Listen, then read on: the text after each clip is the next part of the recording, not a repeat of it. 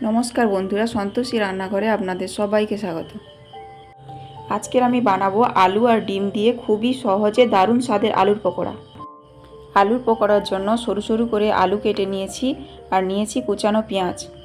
এবার দুটো ডিম দিলাম আর দিলাম কুচানো লঙ্কা, কুচানো আদা, কুচানো রসুন, আর দিচ্ছি হলুদের গুঁড়ো, লঙ্কা গুঁড়ো, জিরার গুঁড়ো,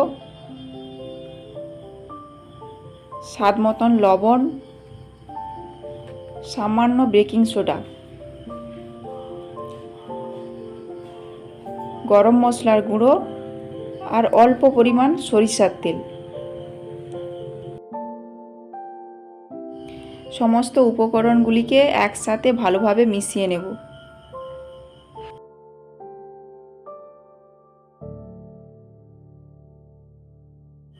মেশানো হয়ে গেছে, এবার নেব বেসন আর নেব কর্নফ্লাওয়ার।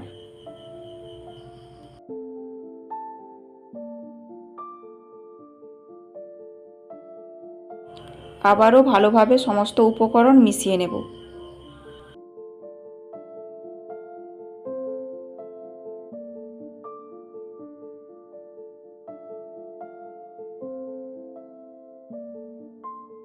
পকোড়া ভাজার জন্য মিশ্রণটি তৈরি হয়ে গেছে।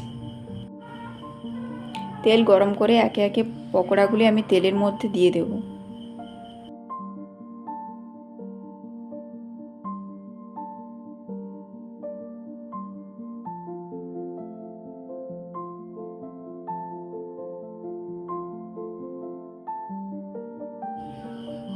পকোড়াগুলির এক পাশ একটু ভাজা হয়ে গেলে অপর পাশে উল্টে নেব।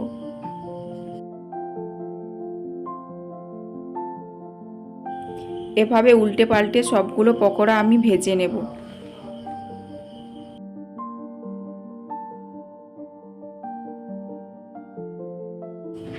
পকোড়া ভাজা হয়ে গেছে, এবার তুলে নেব।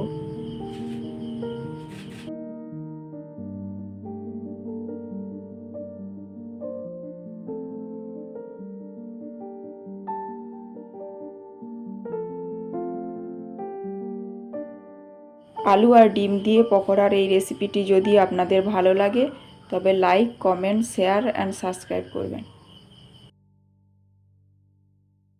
আর সবাই ভালো থাকবেন, সুস্থ থাকবেন।